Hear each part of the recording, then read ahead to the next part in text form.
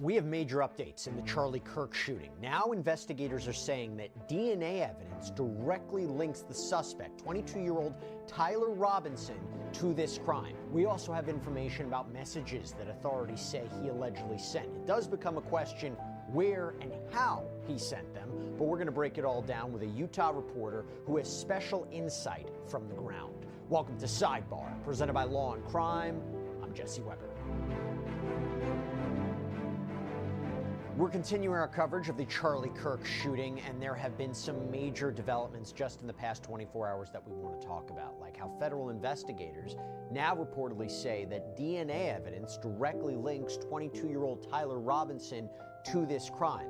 In fact, according to FBI Director Kash Patel, Robinson's DNA was apparently found on a towel used to wrap the rifle, the alleged murder weapon in this case, and even on a screwdriver recovered from the rooftop where the shots were fired. Speaking on Fox and Friends this morning, Patel also said that Robinson implied he was going to kill Charlie Kirk in a text message conversation and even wrote a note about this. That note, according to Patel, was destroyed, but get this, according to Patel, law enforcement was able to piece it back together.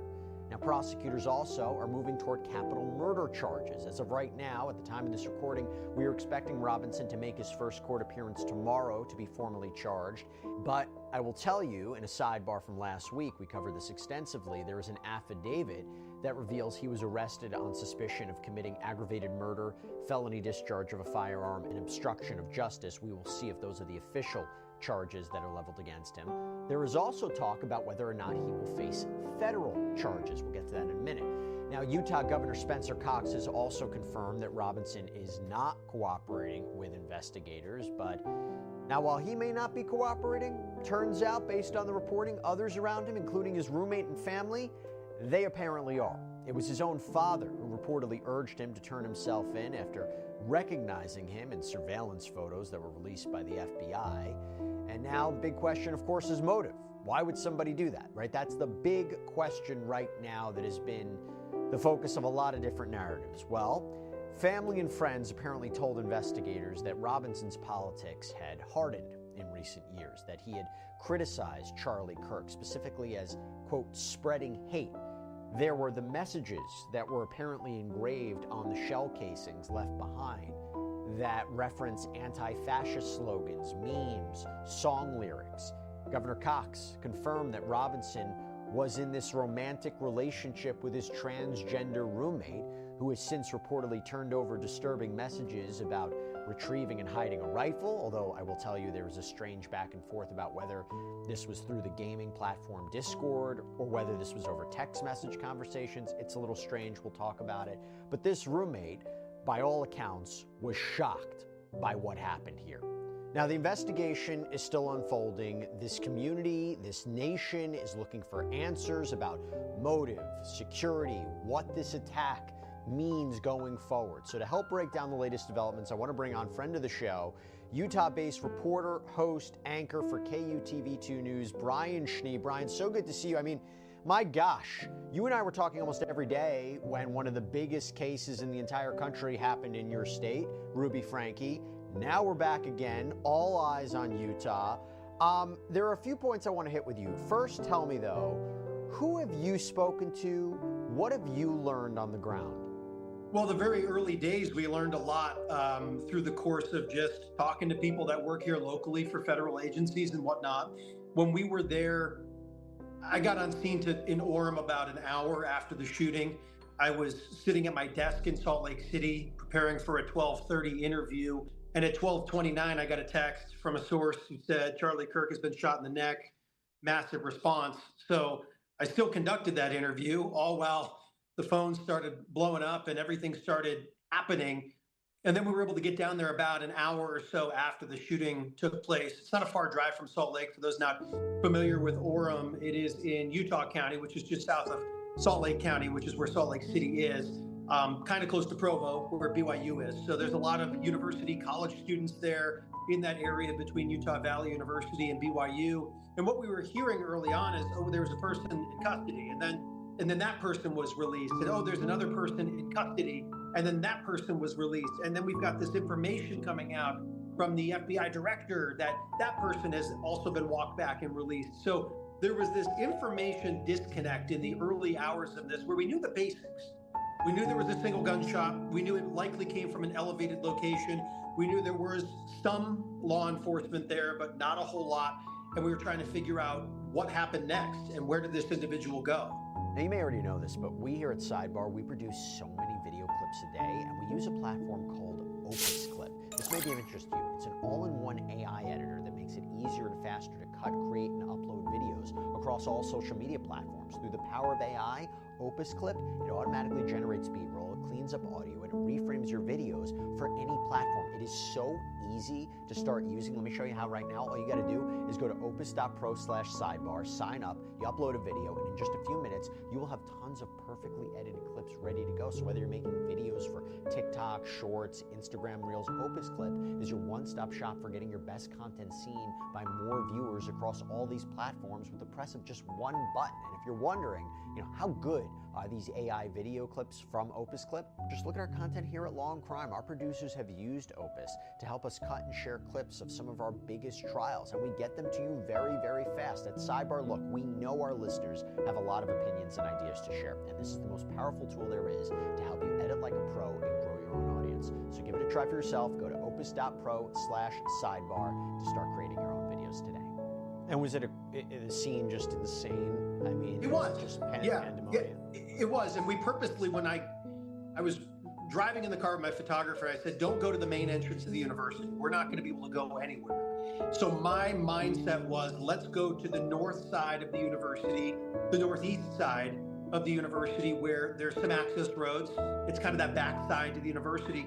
And when we got there, the roads were closed, but boy, did we see local SWAT and police combing the woods and looking through cars and just marching back and forth to where at that point we realized, okay, I don't think they have their person. I don't think they have their individual. And we were watching them, use canines on culverts and tracking certain areas, going door to door, asking people for surveillance video, which is where some of that video eventually came from, where we saw Tyler Robinson walking down the street. And I was right in that area. And did we know it at the time that was likely the escape route after the shot? No, but when you were able to put pieces together, that is certainly what it felt like. Yeah, the New York Post is reporting there is this newly released surveillance footage where you allegedly see Robinson walking in that area hours before the shooting. There are a lot of questions right now, and we'll talk about Kaye Patel in a second, but there are a lot of questions right now about security. There are a lot of questions about how, if Robinson committed this crime, he had access to that building. Are you getting any clearer sense about whose responsibility was what? Was there a gap? Were there deficiencies? Was there a lack of communication? Understanding a little bit more about how, if Robinson did do this, how he had access to that roof and was able to fire a shot at Charlie Kirk? Well, it's not clear how he gained entry into that building and actually got onto the roof, but obviously some of the surveillance video you do see is on campus going up and down a staircase, right? So if there was a door or a certain access way that was left open. But what we did gather on Thursday night, so keep in mind this happened Wednesday in the early afternoon hours, we finally heard from a university representative on Thursday night who spoke to just about 2 or 3 of us in a small room right there in the staging area at the Keller building on the UVU campus. And we asked him about was everything followed correctly within your policy and protocol for an event where you have 3,000 event goers in a amphitheater-like open air venue surrounded by tall buildings. And they said, yes, everything was followed per our protocol, to which we asked, well, what are you going to do now? Because you have other events scheduled on campus. There's concerts, there's athletic events. And one of the kids I spoke to, I say it was a kid because he was a high school kid, right when we got there, he walked up to me and said, hey, I want to tell you about what I saw. And we were just about to do a live TV or a TV hit for one of the national programs. I said, if you can hang tight, I'd like to talk to you. And he hung around and he told me, I remember this vividly, and I also shared it on my social media channels, that he said, I feel like I've seen more security and police presence at sports events on campus than there was for something like this political speaking engagement, this rally, if you will, this organized group where people can come and have that freedom of exchange of ideas. And we learned rather quickly in that first press conference that there were only 6 uniformed UVU officers, to which one of my colleagues asked the Orem mayor, later that day or the next day, "Hey, were you asked to participate in this?" And they said no, but we would have had they asked us. So was there a breakdown? Not really on paper, from what I've gathered. It sounds like if they're telling everything to us truthfully based on the questions we've levied at the university, is that they followed everything they would do for any other sort of community group sponsored event where, somebody like a Turning Point would come back and have a speaking engagement in that area. It sounds like it was the same thing. However, this obviously had deadly consequences for not having surveillance from up high, drones. I was at a concert here in the Salt Lake area just this past weekend. There was a police drone in the sky. I don't know if I had just not noticed it before, but with thousands of people in an area, even after you walk through metal detectors and all those things, there was none of that last Wednesday. None of it at all. Yeah, and look, hindsight can be 20/20. We could say, how could you not have that? How could you not ask for the police department's help? But look, to think about like something like this happening, I mean, was it foreseeable? I don't know. We can debate that. What I do want to know is what we're talking about today, because we just learned that according to FBI Director Kaye Patel, Robinson's DNA was allegedly found on a towel that was allegedly used to wrap the rifle, a screwdriver recovered from the rooftop where the shots were fired. I mentioned earlier that Kaye Patel also revealed evidence of a note and a text exchange suggesting he was going to kill Charlie Kirk. What have you been learning, and where does this fit into the overall story? Well, this fits in exactly what I heard Wednesday afternoon from a source when I was in the area, telling me they found the weapon located in a brushy sort of wooded area on campus, which, by the way, there's not a whole lot of room there. There's like a couple canals that move through, and it's pretty tightly knit there on the UVU campus. But again, this is kind of close to the area where I was standing that day, Jesse. We learned that, I learned rather quickly through a single source that gun was recovered on Wednesday when I was there. It was recovered rather quickly within the first few hours of that search, and then it was wrapped in a towel. Now, the picture we saw floating around on social media, which I could not verify, showed that rifle that was in an open box, if you will. I had not heard about the box, but I had heard about the towel. So now that we're hearing from Kaye Patel saying this towel, that lines up to what I heard just hours after the shooting on Wednesday. And it makes total sense. I mean, if they feel like they have their individual and they put together these pieces finally after having the other individual who we were found just actually a probable cause affidavit for the first individual that was taken in. And you see those viral videos of that older gentleman who has the obstruction of justice charge against him right now. George After Zinn. they moved through this, George Zinn, yes. And he claimed, according to police, numerous times, I shot the guy, but he wanted to be a deflecting matter, if you will, for the actual shooter. So the obstruction of justice charge is now being pushed on George Zinn. And the towel and the rifle doesn't surprise me as new. I know it's new to us today, Right. but based on what I heard days ago, that lines up exactly with what I had heard from a federal source.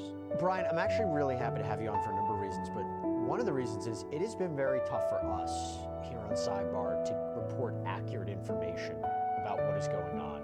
I find this very confusing. You know, Kaye Patel came out this interview on Fox and Friends and said that he has no regrets by the message he put forward initially before Robinson was arrested, where he said the subject had been taken into custody and then was released.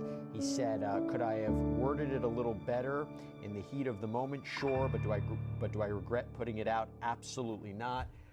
Do you find it difficult right now? Do you think the public is getting the full picture as this investigation continues? Because once we even get into the Discord conversation about what was said, let's put that to the side. Do you find it difficult for the public to understand what exactly is going on here? I thought that in the early hours or the early days. I think people were owed a little bit more preliminary information quicker and in a more accurate fashion. There was so much complexity to the early hours of this investigation after the shooting that there was this catch and release sort of thing, because there were so many people there and you had all these political views and all these people that had these ideas that for some reason they would spit something out of their mouth that said, I did this, when they didn't.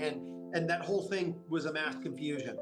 I do think there's a disappointment that we would say, hearing from the FBI director, hey, we have this individual in custody, it's the suspect. That's why they were so quick to use the word person of interest early on. because I didn't think they wanted the public to get the wrong picture of suspect versus somebody we believe may be connected to this incident, right? Was this one shooter? Was this multiple people in the crowd where it was coordinated? And now we learn really at this point, it seems like it was one individual who may have at least had those conversations, which you alluded to on the Discord app. The information flow was tough. You may have noticed that there was very little leaking of information out there. It was very tight-lipped. I would say I was surprised how little information was coming out, especially from our national partners, right? That typically have really good high-level sources in certain areas. On the local level, I knew exactly who was spearheading the information flow. It started with the university and then quickly stopped. And then it took this larger scale from the state to come in and disseminate that information, which, was it a little messy at times? Yes, but I believe everyone was getting that limited information all at once. We weren't getting everything. It was very selective, the information that was being released. It was that real 5%, right? That 5% is being put out, or maybe less than that 5% with a lot of thank yous at a press conference, which isn't information. The patting on the back is not information. As the public, people want the information yesterday. I understand the delicacies, though, of this, Jesse, because this is perhaps the highest profile thing to happen in Utah in a decade, maybe more. Unfortunately, has the state back on the map again. You and I have talked about a number of things happening in Utah over the years now. Nothing quite like this. It was disturbing. It was heinous. It was unfortunate that so many of our young individuals in our area had to witness this firsthand. But at the end of the day, there's this yearning for information. And was it slow? Yeah, I think it was. Was it inconsistent? Yes, it was inconsistent. And I think that's where a lot of people may have gripes. And look, there's a lot of questions right now, particularly about information about the motive and why he would have allegedly done this. And something we've heard a bit about is Robinson's online influences, whether he was being radicalized online. We had previously heard rumblings that he might have been involved in this online Groyper movement, this far-right faction of followers of commentator Nick Fuentes. And Newsweek even reported that the killing of Charlie Kirk has reignited attention on this movement, the Groyper movement, reportedly known for its confrontational style. It's rooted apparently in white nationalist, alt-right, Christian nationalist circles. It's frequently targeted Kirk for being too moderate. Online, we've seen reporting that Robinson maybe didn't like Kirk because he wasn't conservative enough. However, it is important to note that we haven't confirmed this information ourselves. State records reveal that Robinson was listed as an inactive voter at the time of his arrest and didn't have an affiliation. Governor Spencer Cox has confirmed that Robinson became more political in recent years, that before the Utah Valley University event, he had discussed Kirk's viewpoints during a family dinner. In fact, FBI Co-Deputy Director Dan Bongino told Fox News today that Robinson had a, quote, obsession with Charlie Kirk, also saying that there were potential warning signs, adding, I believe coworkers stated he had detached himself when the topic of politics came up and walked away. Bongino warned, did they hear it and think it was a joke? This is what we're trying to find out now. This is what he told Fox News. If there is a larger network here, we will get that out to the public as soon as we can.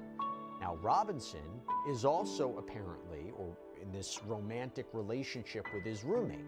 And as we stated earlier, this is somebody who is apparently transitioning from male to female, and from what we know, has cooperated with investigators. Cox emphasized that authorities are still trying to understand how that personal relationship may have factored into this attack or not. But the FBI has stressed that they are still investigating Robinson's background, the possible motive, and right now they are declining to provide more insight into political motivations. Brian, where do you see this conversation going? What have you seen in terms of what the potential background, motivations, events leading into this alleged attack by Robinson? A lot of the same. We heard about those family conversations pretty quickly about the family that actually helped turn him in after they learned this in Washington County, which you're familiar with Washington County. It's in the southwest part of the state. So this is not close to where UVU was. We also learned that he had learned about Charlie Kirk being in the area about a week or two prior.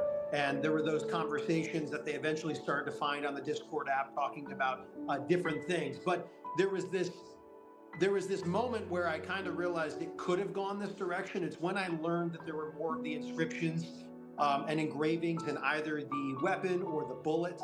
And that was something, as soon as I heard that, which was quickly, because again, I learned about the firearm rather quickly, but did not put that out because of the constant information barrage that was incorrect.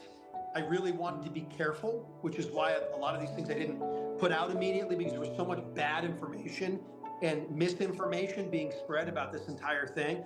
That is when I realized that there may be more to the story than just a individual who's a little upset, but maybe had gone down a completely different path, which is what we're hearing now about Tyler Robinson as the FBI continues to investigate this. Heard some rumblings about a roommate. That didn't come out until a little bit later. Did not know about the transgender situation or the transitioning or any of that. But now as the story plays itself out, you do realize why initially they were calling this a political assassination, not just because there was a political figure that is there that has these political views and discusses political topics and gets the youth involved in these political conversations, but because there's this other side that this very well is potentially politically motivated in some which way, shape, or form based on viewpoints. And just to be clear, have you seen anything from your reporting whether or not Robinson was leaning more left or was leaning more right, or do we still not know? The only potential confirmation we've gotten on that is what the governor has said, which he says leftist ideology, right? That's what we heard very early on. And that's what he confirmed on the Sunday morning shows, basically ran the gamut on all the Sunday shows. I hate to say it doesn't surprise me based on some of the preliminary information we were gathering about the additional information they were going to uncover potentially about the suspected shooter. He has his first court appearance scheduled for tomorrow. Anything that you have seen to indicate that he wouldn't be charged with what he was currently booked on, right? Aggravated murder, felony discharge of a firearm, obstruction, and right before we came on, at least News Nation and potentially a few other outlets have been reporting that federal charges could be at play. I'm not exactly sure what those federal charges would be. There's no federal domestic terrorism charge. There's no just baseline federal murder charge. I mentioned it before when you talk about the McGeough case. That was murder through stalking, over interstate lines. I'm not sure if that applies here, but have you heard anything about federal charges? Do you get any glean about what we can expect tomorrow? I mean, what should we expect tomorrow regarding that first court appearance? Federal charges, I've not confirmed that those would be on the table because I, like you, have no idea what that charge would be based on that investigation. Now, obviously, there's federal involvement here, right? This has been basically federal involvement since the very beginning. I would have a hard time believing that any of those charges that you mentioned on the booking would be less than. I think it would be more than. And is that because of pressure? Is that because of intention? Perhaps. Maybe there's more things they found that they can add on. We've seen that in plenty of other cases. You get somebody on one small charge, but then they're going to tack on 5, 6, 7 other things to just add as an emphasis. Make sure there really couldn't be a strong plea deal here in any way, right? I know that they were discussing death penalty very early on in this. The governor is correct. We do have the death penalty still on the table in this state. We were scheduled to have an execution on September 5th. That was ultimately blocked by the Utah Supreme Court out of competency. These things are very fluid here in Utah, especially over the last few years, where we had a death penalty situation actually completed last year and had another one on the books for earlier this month. So the governor, very fresh on his mind, mentioning that as well. It'd be interesting to see where the Utah County Attorney's Office goes. Currently, they have one, if not 2, capital murder cases right now on their plate involving a man who rammed into a police officer last year and killed him on the freeway, and also another individual who killed 2 little children a few years ago in a horse stable while high on methamphetamine. Both of those are capital charges right now at the murder level. This adds another big case, perhaps the biggest case, depending if you're going to play those cards, to this county attorney's office in Utah. And I have no doubt in my mind they want to get this right. I mean, they were already given the directive indirectly based on press conferences alone that both the governor and the president of the United States want to see a death penalty on the table here. And I don't foresee it not being there just because the statements have been put out. But I do think the harshest of the harshest penalties will probably be levied at the very beginning. And then, of course, you have to wait and see how the court process plays out, Jesse, because it could be slow as can be from here on forward. And this court appearance tomorrow, what should we expect in terms of the actual process of it? Do you know if there's going to be cameras allowed, what time it starts, how long it's going to be, who's going to be there, anything like that? If it is tomorrow, which I have not seen it confirmed, but if it is tomorrow and the timing, cameras will definitely be allowed. If it's an in-person hearing or a WebEx hearing in Utah, you can apply for pool. Utah's a pool state, so there's one media outlet that has that camera, whether it's in person or online. And it would be pretty standard, I'd imagine, with an initial appearance sort of thing, based on the reading of the charges. They'll schedule something out next. I can't imagine it being a very long appearance, Jesse, just because of what it is.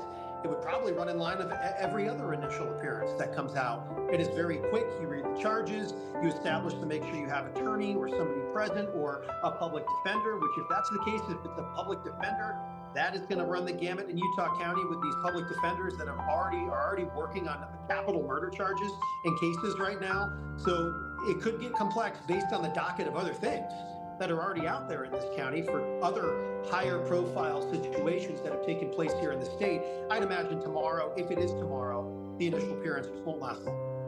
Okay, now let's talk about this, the possibility that Robinson had shared details about the killing of Charlie Kirk with his roommate, including messages about retrieving a rifle from a drop point, hiding it in a bush, references to engraving the bullet casings. Initially, law enforcement indicated that some of those communications came through Discord. The company actually disputes that. One of our reporters spoke to a Discord spokesperson who said, "During our investigation, Discord identified an account belonging to the suspect. We have not found or received any evidence that the suspect planned this incident or promoted violence on Discord. The messages referenced in reporting about weapon retrieval and planning details were not Discord messages and likely took place on a phone number-based messaging platform. We continue to work closely with the FBI and local authorities and will continue to deliver prompt responses to their requests for assistance." However, in the probable cause affidavit, which we talked about last week, police are clear about what they say they were shown from Robinson's roommate. That part of the affidavit reads, investigators asked if he would show them the messages on Discord. He opened it and showed several messages to investigators and allowed investigators to take photos of the screen as each message was shown by Robinson's roommate. The content of these messages included messages affiliated with the contact Tyler, stating a need to retrieve a rifle from a drop point, leaving the rifle in a bush, messages related to visually watching the area where a rifle was left, and a message referring to having left the rifle wrapped in a towel. The messages also refer to engraving bullets and a mention of a scope and the rifle being unique. Messages from the contact Tyler also mention that he had changed outfits. And now, and this is brand new, just came down right before we came on. Brian, I don't even know if you know this, but the Washington Post is reporting that Robinson not only was communicating on Discord, but that he even allegedly admitted responsibility in an online group chat just hours before his arrest. According to two people familiar with the exchange, Robinson wrote, "Hey guys, I have bad news for you all. It was me at UVU yesterday. I'm sorry for all of this." And a member of the group chat shared screenshots of this alleged confession with the Post. Brian, I mean, again, I think we're still a little confused as to what was communicated and where. Well, the newest information is news to me. I mean, that obviously just came out moments ago. But the Discord conversations were the very first admission, if you will, that we could understand that there was a potential connection via conversation that Tyler Robinson was in the area at UVU. Now, we also know they have video of his gray Challenger in the area. We also know they have video of that on the freeway through license plate readers heading from north to south. Discord is where we first heard. So it's interesting to hear it walked back in a way, Jesse. Regardless if it was Discord or if the investigators didn't realize that it was another chat platform, Discord is not the only app out there where you can have these conversations where they're very popular on social media these days. Keep in mind, Tyler Robinson was described by the roommates and the people around him as a Reddit kid. Not to put any flack on Reddit in any way, but there are definitely some heated conversations. And hearty conversations on Reddit. So it sounds like, from what we've gathered, that Tyler Robinson could have been on Discord or a very similar app to that. There are other apps that people use like Kick and some of these other ones that are very popular to have these conversations on, these group chats. Discord is also an app that is used through the game Roblox too. So were they looking at a different screen at the time that wasn't routed directly through Discord? Was it used as a sharing sort of network through a different platform where Discord is used as the host? That's a possibility. That point, just speculating, because initially we thought Discord was the way that he communicated. So it's interesting to hear that he also had this group chat. That's news to me, but there you go. The evidence keeps building against this individual, where it makes me seem like, hey, they finally have their person. But again, a lot of the understanding about how Tyler Robinson came to be, from my understanding at least, is they were able to find some sort of trail through social media leading them to him, which is where they were able to identify him, not necessarily the admission of anything early on, but at least his image to social media to identify the two. Because for a while, we didn't know who this individual was in that photo, which, by the way, was distributed 4 or 5 different ways in AI fakes, which didn't help the situation. So I think they had a hard time identifying it first and foremost, had to use social media to do so. And then once they get there and figure out this individual is identifiable via social media, you obviously see that footprint fall out and know that he's been communicating on those platforms. Interesting to note that he has been talking about it, though. We knew about the drop point for the gun very early on, which is when I realized that gun was likely in a location very close to where I was standing when we saw that massive law enforcement presence when we got on campus just about 90 minutes after the shooting. Brian, before we wrap things up, I just want to go back to something that you started. I mean, all eyes on this country, in this country, around the world, they're all on Utah once again. You are at the center of this. You're covering one of the biggest stories that is going to have such a major impact, and I mean, it already has, on this country. What is it like for you in the community? Well, it's been a lot of deep sighs and trying to comprehend things. It kind of goes to what the governor said, Jesse, early on when he was standing there next to Kash Patel the first night that they spoke. And it was the evening that Kash Patel did not speak. It was just the governor and the DPS commissioner making their way through the video surveillance, but saying that we didn't believe this could be happening here in Utah, let alone one of our own from Utah. And that was actually after they were able to identify Tyler Robinson as the potential suspect. But just driving around the Salt Lake area over the last few days, there's been signs, there's been things written on cars, you know, in remembrance of Charlie Kirk. I'm constantly asked about it, whether it be in public, via text, just out at something else completely not work related. There's a lot of questions. People are very, very interested in this, whether they knew of Charlie Kirk or not. Keep in mind, Charlie Kirk had an audience. We all know the audience, very young, very interested in the debate, obviously leaning in maybe a certain direction based on Charlie's affiliation, with the current administration and his relationships there. It's been uneasy. It's been heavy. We've had some really heavy days here in Utah over the last month, where we had 2 officers shot and killed in a domestic violence situation. Just when we thought it was heavy enough, it keeps getting heavier in a different situation, in a different light, with an extremely high-profile, highly followed individual who had planned to come to Utah and make 2 stops here, which we know that Erica Kirk will likely continue with Turning Point USA. At least she vouched to do that. But just the week before Charlie came here, he had a video that he posted with Utah Senator Mike Lee, where, paraphrasing here, Mike Lee said, "We welcome you with open arms." And that stuck with me because so many welcomed Charlie Kirk with open arms here, but 1, 2, 3, 5, 10, a small percentage did not. And it was very evident based on not just the one individual who is in custody right now, but the others who wanted to obstruct the investigation and had certain viewpoints that were in the crowd that day. So it's been very difficult to kind of comprehend that, A, yes, it did happen here, and it's disheartening. And B, it brings up the bigger conversation, as we mentioned and as we talked about security. Just going about your day, just going to large events. keeping a head on a swivel. I said that on live TV on Wednesday when we were on TV for about 3.5, 4 hours straight. Pardon me if you see me looking around, but we don't believe the individual's been caught yet. So is that person still around us? Are they still here? It was a sense of being uneasy in the moment and then taking a lot of deep breaths and trying to understand and collect your thoughts the following days. I'm very, very sorry to hear the impact that you just described, and particularly the death of those officers.